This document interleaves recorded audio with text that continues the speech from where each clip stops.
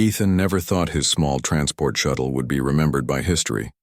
He had been traveling through a distant star system, carrying simple supplies from one colony to another, when everything changed. A distress signal had appeared, on his radar flashing in red, filling his cockpit with urgent beeps. He hesitated only for a moment before switching his ship toward the signal. What he found was chaos. A massive alien cargo vessel, far larger than his shuttle, had been caught in the gravity pull of a broken moon. Shards of rock crashed into the hull, fires burned across the ship's side, and panicked voices filled the comms. Without thinking, Ethan dove in, using every bit of skill he had learned as a pilot. His little ship darted between falling debris, pushing energy pulses into key sections of the alien vessel to knock it free from the moon's pull. By some miracle, his desperate actions worked. The cargo ship slowly steadied, no longer spinning, out of control. When the alien vessel finally regained power, Ethan expected nothing. Maybe a quick thanks, maybe nothing at all. But instead, his name was demanded. The voices on the comms repeated his ID over and over, and then ordered him to dock. Hesitant, but with no choice, Ethan brought his shuttle alongside the massive ship. What he did not know was that the vessel belonged to the royal family of the Varian Empire, one of the most powerful alien dynasties in the galaxy. When Ethan was escorted into the royal palace days later, his heart pounded. He had only seen such grand halls in vids. The palace ceilings stretched so high they disappeared into glittering, crystal light. The walls were decorated with banners of deep purple and silver, shimmering with alien symbols. Armored guards lined the room, their spears taller than Ethan himself. And at the far end, upon a throne of dark stone and gold, sat the king and queen of the Varians. The queen was graceful, her eyes sharp and calm, her long silver hair woven into delicate braids. The king, however, looked nothing like her. He was broad, with dark green skin and ridges running across his jaw. His eyes burned with suspicion as they followed Ethan's every step. The herald announced, "The human who saved the royal vessel." Ethan swallowed hard. He wore only his patched flight suit, the same one stained with burn marks from the rescue. He felt small and out of place in the enormous hall surrounded by beings twice his size. He bowed slightly, unsure if it was the right thing to do. "You saved our cargo." The queen spoke first. Her voice was soft but carried authority. "Inside that vessel were supplies needed for 3 of our colonies. You risked your life for those not of your kind." I couldn't just ignore the signal," Ethan answered honestly. "Any pilot would have done the same." The king let out a low growl that sounded almost like thunder. "Do not lie, human. Most of your kind would have fled. You acted strangely, perhaps too strangely." Ethan kept his mouth shut. He had already noticed the king's tone was less about gratitude and more about suspicion. It was then that a small voice echoed in the chamber. "Daddy!" The word cut through the silence like a blade. Ethan froze. Slowly, he turned his head to the side. Standing near the queen's throne was a small girl, no older than 8 by human guess. She had delicate features, her skin a pale blue with glowing eyes of silver. She wore a crown too large for her head, and her dress shimmered with golden threads. She was staring directly at Ethan, pointing at him with both hands, her face bright with excitement. The room went dead silent. The guards shifted uncomfortably. The queen's eyes widened slightly. The king's jaw dropped open, then clenched so tight that the ridges along his face bulged. Every noble in the chamber whispered at once, their voices a storm of shock. Ethan blinked, utterly confused. "I think there's been a mistake," but the little girl ran closer, her small shoes clicking against the floor. "Daddy!" she cried again, smiling wide. "You came back for me." Ethan's stomach sank. He looked around, desperate for help. He had never seen this child in his life, yet her words carried innocence and absolute belief. The king slammed, his fist against the arm of his throne, the sound booming like a cannon. "What did you just call him?" His voice shook the walls. The princess froze for a second, but then stubbornly lifted her chin. "I called him Daddy, because he saved me and he feels like home, he feels safe." The court gasped. Some nobles laughed nervously, others whispered in horror. For a Varian princess to call a human, an outsider, her father figure, it was unthinkable. Ethan's face turned pale. He quickly raised his hands. "Your Majesty, I swear I have no idea." "Silence," the king roared. His face turned crimson, his eyes blazing with fury. He stood towering over everyone. "You dare step into my hall, dressed in rags, and now my own blood calls you by that cursed word?" The queen placed a hand on her husband's arm, her calm voice slicing through the storm. "Husband, do not let anger blind you. The child meant no harm. She is young." But the king's rage did not cool. He pointed a trembling finger at Ethan. "This human will explain himself. And he will explain now." Ethan's mind raced. There was no explanation. He could only tell the truth. "I didn't do anything. I saved your ship, that's all. I never met her before." The princess tugged at her father's robe. "But it's true, he's Daddy. He protected me when no one else could. I felt it." The king's chest heaved, his nostrils flared. He looked ready to strike someone down. But then he saw the queen's expression. She wasn't angry. She was watching the human with interest. Almost curiosity. The queen's voice was calm but sharp. "Perhaps the child sees something we do not. Perhaps this human is more than he appears." The king turned to her, his face twisted with disbelief. "You would dare defend this insect?" The queen simply raised her brow. "I defend the truth of what we all witnessed. He saved us. And now our daughter calls him Daddy." We cannot ignore either fact. The hall filled again with whispers. Some nobles smirked, others looked horrified. Ethan stood there, his heart pounding, wishing he could vanish. The princess still clung to his arm, smiling like she had found her hero. The king's face darkened further, a storm gathering behind his eyes. His pride had been wounded in front of his people, his authority challenged by his own daughter's innocent words. And Ethan, standing in the middle of the alien court, realized something terrible. This was not just a misunderstanding. This was the beginning of something much larger. The silence in the royal hall stretched long after the princess's words. Every noble waited for the king's next command, but his hand shook on the armrest of his throne. His pride had been struck in front of everyone, and yet he could not simply punish the princess. She was his only child, heir to the throne, beloved by the people. Ethan stood awkwardly, the little girl still gripping his arm as though she feared he would vanish if she let go. He wanted to speak, to explain again that this was a mistake, but he sensed that every word could make things worse. Finally, the queen rose gracefully from her throne. Her eyes scanned the nobles, silencing them with a simple glance. "The court is dismissed. My husband and I will speak with the human privately." The crowd dispersed reluctantly, whispering as they left. Ethan caught fragments of words. Shameful, strange, prophecy, and even laughter. Some nobles looked at him with disgust, others with curiosity, but none dared speak openly before the queen. When the hall was finally empty, only the family, a few trusted guards, and Ethan remained. The king leaned forward, his voice like fire. "Explain this madness. Why would she call you that cursed name?" Ethan took a deep breath. "Your Majesty, I swear, I have never met her before today. I don't know why she said it. I didn't trick her. I didn't encourage her. She just decided on her own." The princess spoke up boldly, crossing her arms. "I don't need a reason. I felt it.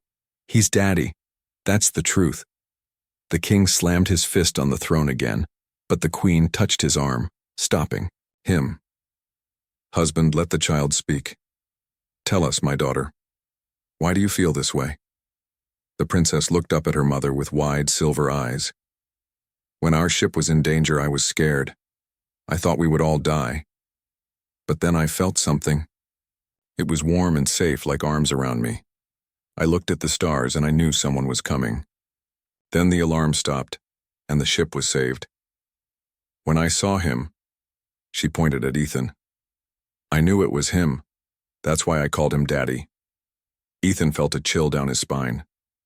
The child's words were innocent, but in a hall filled with superstition and tradition, they sounded almost prophetic. The king growled, "Nonsense, children imagine things. This is foolishness."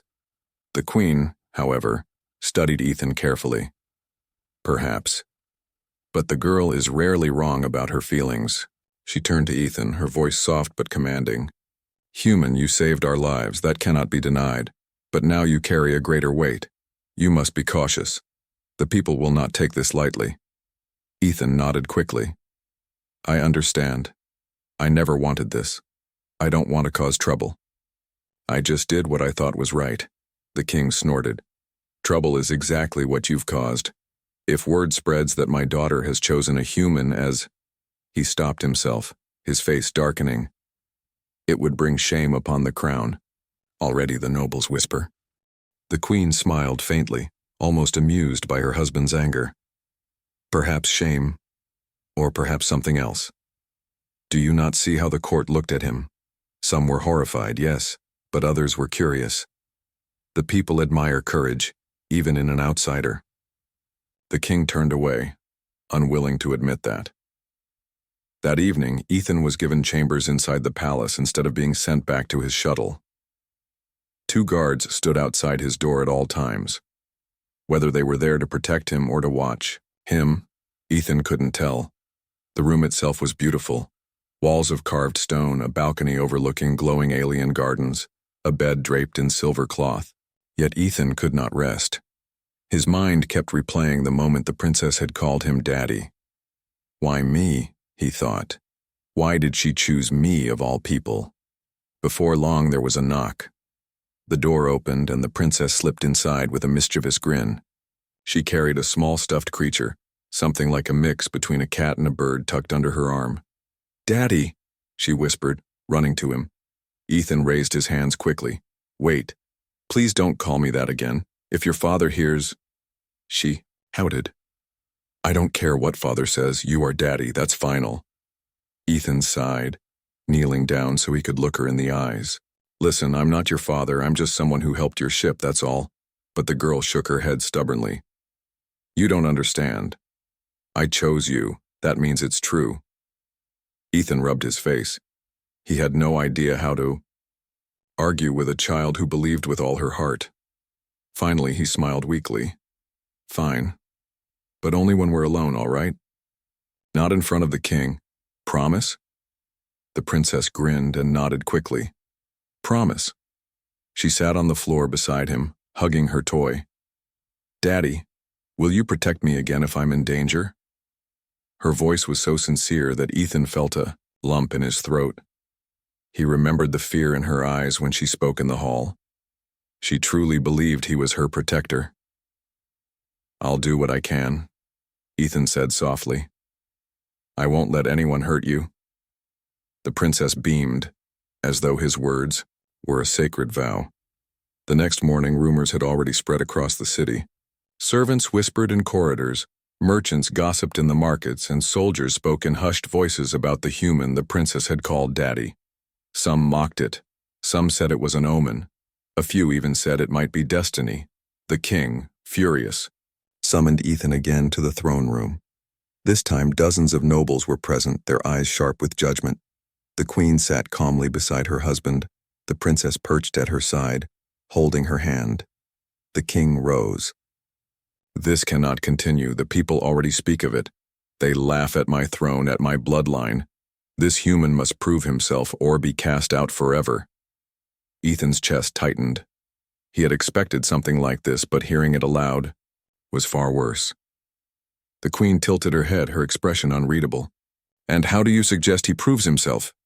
The king's voice was sharp. "Through trial. Let him face the arena. Let him show the people what he is truly worth." Gasps filled the chamber. The arena was not entertainment. It was a place of brutal tests where warriors proved their honor or died trying. The princess leapt to her feet. "No, you can't. He saved us. He doesn't need to prove anything." But the king only crossed his arms.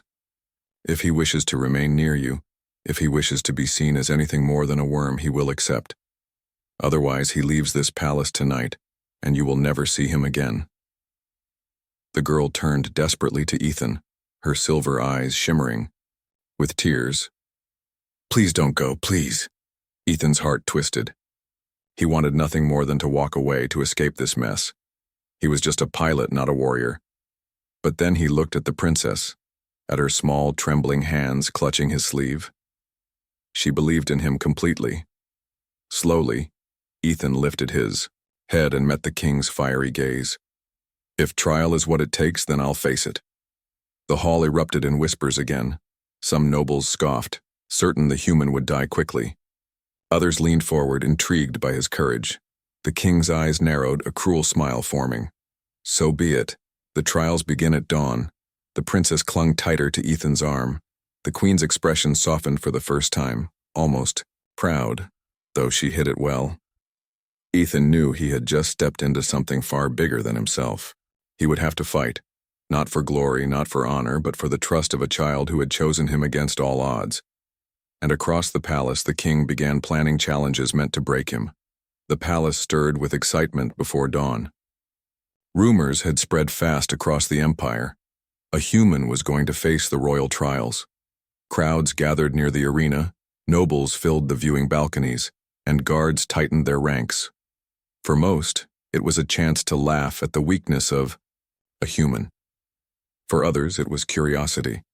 What would drive a fragile outsider to stand before the throne's brutal tests? Ethan, however, wasn't laughing. He sat quietly in a stone chamber beneath the arena. His patched flight suit had been replaced with plain armor made for palace guards.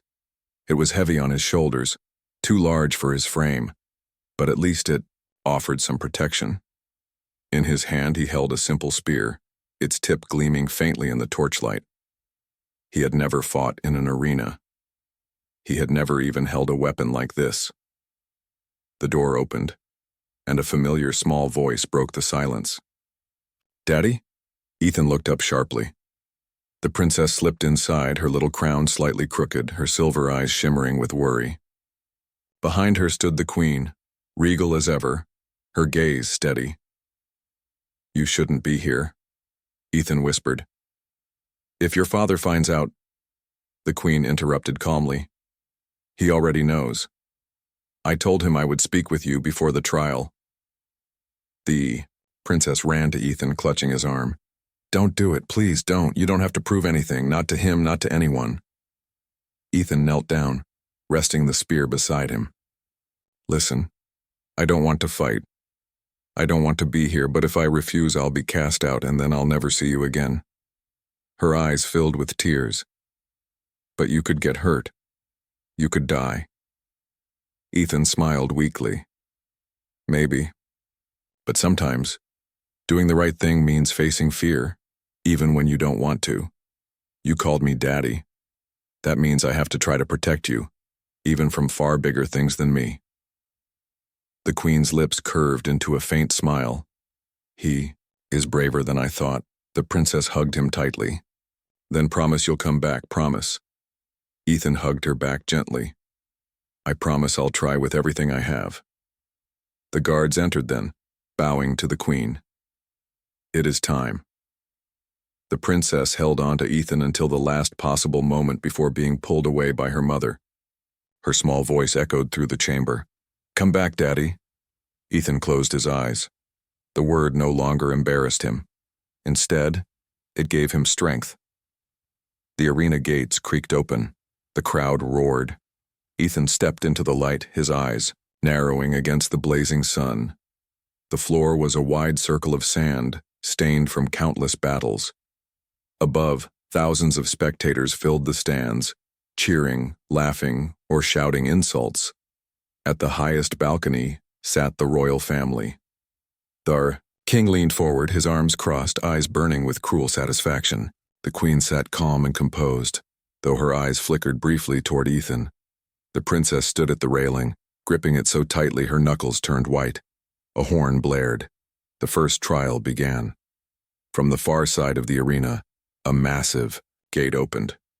Out stomped a creature unlike anything Ethan had ever seen. It had 4 thick legs, a body covered in armored scales, and tusks that curved upward like scythes. Its roar shook the ground. The crowd cheered wildly.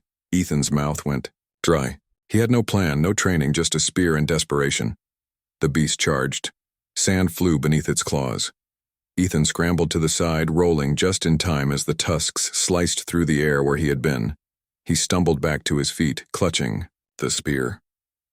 His heart hammered, but he forced himself to think. He couldn't fight strength with strength. He had to be clever. The creature charged again. This time, Ethan ran straight toward a tall pillar in the arena's center. At the last moment, he darted around it. The beast slammed into the stone, the impact echoing like thunder. Cracks spread along the pillar.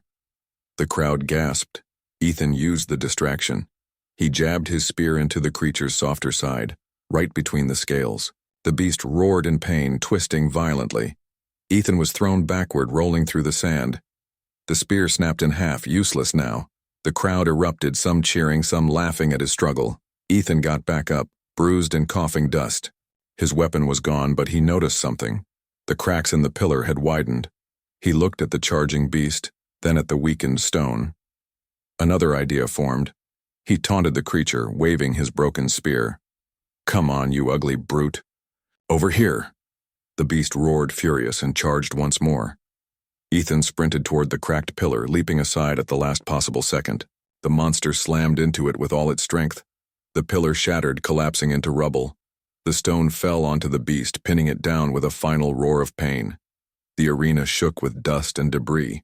Ethan stood panting, his arms trembling. He had survived the first trial.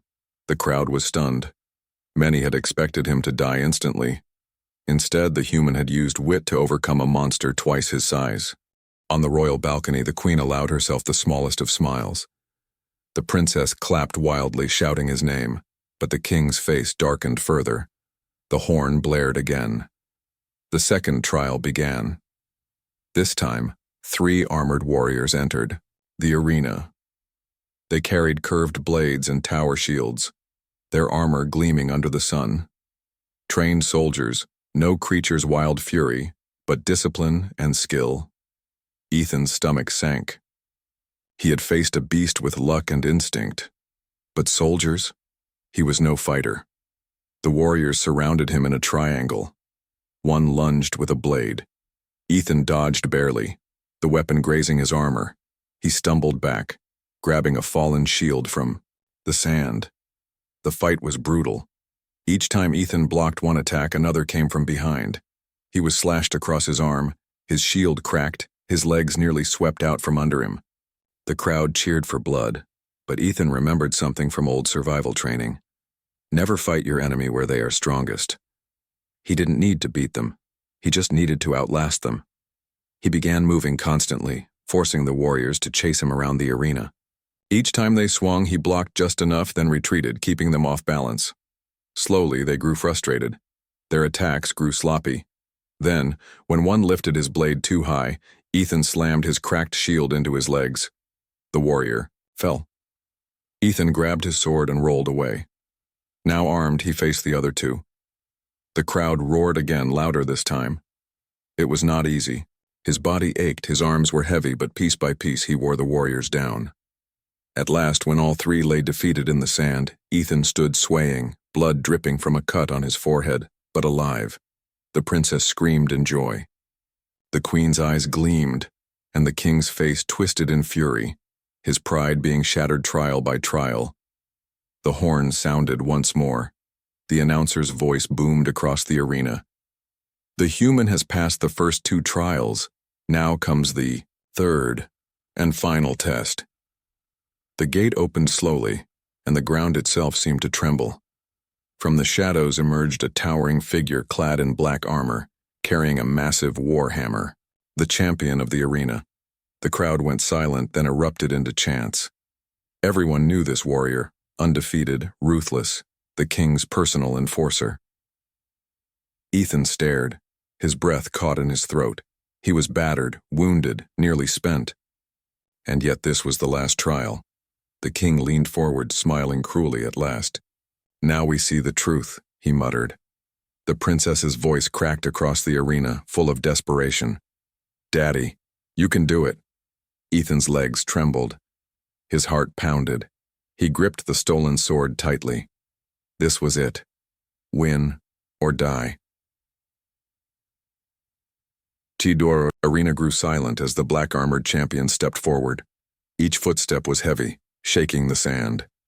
His war hammer gleamed in the sunlight, large enough to crush a man in a single strike. Ethan's breath came shallow. His body already ached from the last two trials. His arm throbbed from cuts, his forehead burned from blood, and yet here he was, facing the most feared warrior of the Empire. The crowd chanted the champion's name. To them, this was not a fight. It was an execution. High above, the king leaned, forward on his throne, finally smiling. The queen sat calmly, her gaze sharp and unreadable. The princess, however, gripped the railing so tightly her knuckles turned white. "Daddy!" she shouted across the arena. "Don't give up. Please don't give up." Ethan heard her. The sound of her voice cut through the roar of the crowd. It reminded him why he had agreed to this madness in the first place. Not for pride, not for glory, but because a little girl believed in him. The horn blared. The final trial began. The champion wasted no time.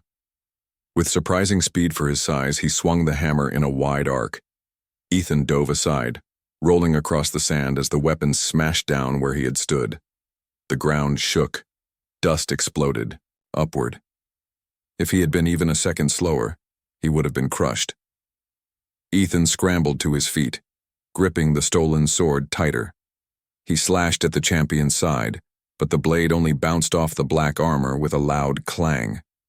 The warrior didn't even flinch. The crowd laughed. To them, it looked like a child poking at a mountain. The champion swung again.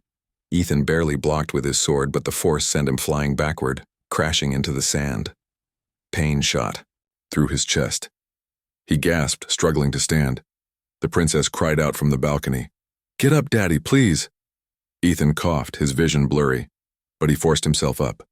He couldn't let her see him fall. Not yet. The champion advanced slowly, hammer resting on his shoulder. His helmet hid his face, but his body language was full of confidence. This was just another easy kill to him. Ethan's mind raced. His sword was useless. His strength was nothing compared to this warrior. He needed to think differently. Just like with the beast. Just like with the soldiers. He couldn't fight the champion's power. He had to use it against him. The hammer came down again. Ethan dodged, and the weapon struck the sand, leaving a deep crater. The ground shook so violently, Ethan nearly lost his balance. But he noticed something. The hammer was slow to lift again. Heavy. That was his chance. Ethan darted forward, not at the warrior, but at his legs.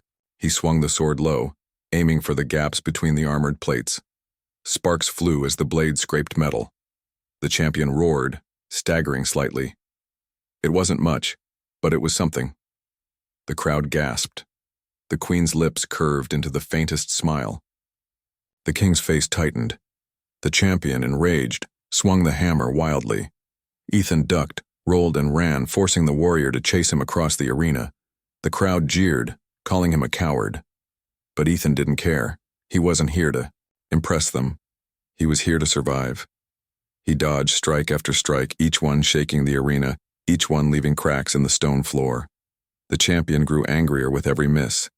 His swings grew wilder, his breathing heavier. At last, the warrior raised the hammer high overhead, preparing to crush Ethan once and for all. Ethan waited until the last possible second, then rolled aside. The hammer smashed into the ground, with earth-shattering force. Stone cracked beneath the impact. For a moment, the weapon stuck in the broken ground. Ethan didn't hesitate. He leapt forward, driving his sword into the joint of the warrior's arm, right where the armor was weakest. The champion roared in pain, stumbling back. The arena erupted, in chaos, some cheering, some gasping. Ethan wrenched the sword free, panting heavily. His body shook with exhaustion, but his eyes burned with determination. The champion pulled his hammer free, but his movements were slower now. His injured arm dragged slightly. Ethan had found a weakness. The fight dragged on, strike after strike, dodge after dodge. Ethan used every ounce of cunning, every bit of speed he had left. He targeted the weak points, aiming for joints, avoiding the armor's strongest plates. Slowly, painfully, the giant warrior began to falter. At last, with one final desperate move, Ethan dodged another swing, scrambled up onto the champion's back and drove his sword into the neck joint where the armor ended. The blade pierced deep. The champion let out a final roar before collapsing face first into the sand. Silence fell across the arena. Then, all at once, the crowd erupted into thunderous cheers. Ethan stood swaying, covered in sweat and dust, his chest heaving. He could hardly believe it. He had survived all 3 trials. On the royal balcony, the queen slowly rose to her feet, her eyes locked on Ethan. She clapped once, then again, the sound echoing through the silence. The nobles hesitated, then followed, her lead clapping reluctantly. But the king did not move. His face was twisted with fury, his pride shattered. This was supposed to be the human's death. Instead, the human had become a spectacle of courage. The princess, unable to contain herself, jumped up and down, shouting at the top of her lungs. "He did it. Daddy did it. He's the strongest. He's the best." Her voice rang out across the arena, and thousands heard it. The word spread through the crowd like fire. Daddy. The human was the princess's chosen protector. Ethan's face flushed, but he didn't try to correct her this time. He just raised his sword weakly, too, tired to argue, too tired to care. After the trial, Ethan was carried back to the palace by guards. Instead of chains, they treated him with respect now, almost fear. Servants bowed as he passed. Even those who had mocked him earlier now whispered his name with awe. In his chamber, healers tended to his wounds. The princess burst into the room, ignoring everyone else, and ran straight to him. She threw her arms around him, tears streaming down her face. "I knew you'd come back. I knew it." Ethan hugged her gently, though every muscle in his body ached. "Told you I'd try." The queen entered soon after. Her expression was calm, but there was a flicker of something. Approval, perhaps even pride. "You have done more than survive. Human. You have earned respect in a place where none thought it possible." Ethan shook his head weakly. "I didn't want respect. I just didn't want her to cry." The queen studied him for a long moment. "And that is why you succeeded. You fought not for yourself, but for someone else." From outside, faint chants could already be heard. Citizens repeating the story, repeating the word the princess had shouted. Daddy, protector, human. The king sat alone on his throne, his hands clenched, his pride bleeding. He could not kill the human now, not without turning his people against him. Yet to accept Ethan meant humiliation, and so his fury only grew. Ethan, unaware of the storm building in the king's heart, sat quietly in his chamber. The princess curled up beside him, her small hand gripping his sleeve as though afraid he would vanish. For the first time since arriving, Ethan let himself rest. He had passed the trials. He had kept his promise. But deep inside, he knew this was only the beginning. The palace was restless. Outside, the city buzzed with the story of the human who had faced the royal trials and survived. Everywhere, people whispered of the moment the princess shouted, "Daddy," in front of thousands. Some laughed as if it were a strange joke. Others spoke with awe, saying perhaps it was fate. The word spread faster than fire in dry fields. Daddy. Protector. Human. Inside the royal halls, the king fumed. His pride had been wounded before the entire empire. He paced across his chamber like a storm, his fists clenched. "This cannot continue," he growled to himself. "The people speak of him as though he were chosen. My daughter clings to him as if he were her blood. I will not allow it." But even he knew he could not simply execute Ethan now. The trials had been public. The people had seen his courage. To kill him afterward would look cowardly. Even some nobles whispered against it. The queen had warned him, "Strike the human down now, and you strike down your own honor." The king's jaw tightened. If he could not crush Ethan with force, then he would try with humiliation. That evening, the royal court was summoned again. Nobles, generals, and advisors filled the great hall. The queen sat calmly on her throne, the princess beside her. Ethan was escorted in by guards, no longer treated as a prisoner, but not free either. He stood in the center of the hall, bruised and bandaged, his head held high. The king rose slowly, his deep voice echoing. This human has survived the trials. For that, he is not to be executed. But let no one mistake survival for worth. He is still an outsider. He is still weak compared to our kind. The crowd murmured, half agreeing, half doubting.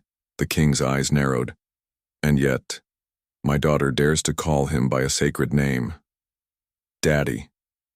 His tone dripped with fury. This insult has been repeated across my empire.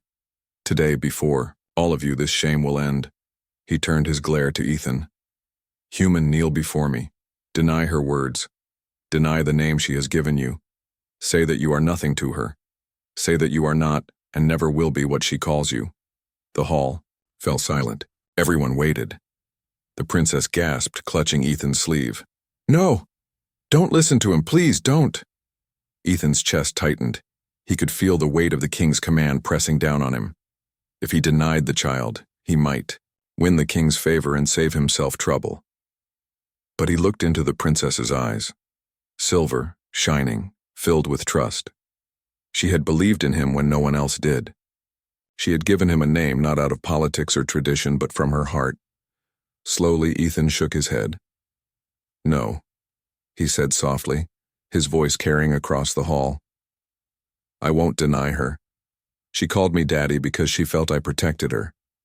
She chose me, and I won't throw that away just to please your pride. Gasps rippled through the court. Nobles leaned forward, shocked at his defiance. The king's face turned crimson with rage. You dare defy me in my own hall. The princess stepped forward, her small frame trembling but her voice steady. He is daddy. You can't change that. You can't make me stop. The queen rose then, her calm voice cutting through the chaos. Perhaps it is not defiance, perhaps it is truth. The people already whisper. They already see him as something more than a human. If even a child, untouched by politics, speaks from her heart, should we not listen? The king rounded on her, his voice thunderous. You side with him? I side with reason, the queen replied firmly. You placed him in the trials to break him. Instead, he stood before beasts, warriors, and your champion. And still he lives. And now our daughter, pure of heart, calls him protector. Would you deny the truth that stands before your eyes? The hall erupted into whispers again. Some nobles nodded in agreement. Others looked away, afraid. The king's fury reached its peak. His whole body shook, his pride crushed on every side. And then came the final blow. The princess ran into Ethan's arms, clinging to him in front of everyone. She looked up at him, her voice clear and strong. Daddy, don't let them take you away from me. The word echoed in the silent hall, louder than any horn or drum. Ethan knelt, holding her gently. He didn't argue, didn't correct her. He simply said, I'll always protect you. The queen's lips curved in a quiet smile. The nobles gasped, some covering their mouths. And the king's face twisted into a look of pure shock and humiliation. His eyes widened, his mouth opened, but no words came. For the first time, the mighty ruler of the Varian Empire was speechless before his court. That expression, the king's face as his daughter called a human daddy, and the human accepted it, burned itself into the memory of every person in that hall. In the days that followed, the story spread across the empire. The human who survived the trials, the princess who chose him, the king who could not stop it. Common folk began whispering a new title, protector of the princess. Some even believed it was destiny, that the stars themselves had chosen this bond. The king tried to silence the talk, but the more he fought it, the louder it grew. Even generals who had once mocked Ethan began to respect him. The queen continued to watch with calm eyes, seeing something her husband refused to admit. As for Ethan, he remained simple in his heart. He didn't seek titles or power. He only kept his promise to the little girl who had called him Daddy. He walked the palace halls quietly, always keeping an eye out for her, always ready to shield her if danger ever came again. And though he never said it aloud, deep inside, he had begun to accept the truth. In a strange world in the heart of an alien empire, he had found something he never expected.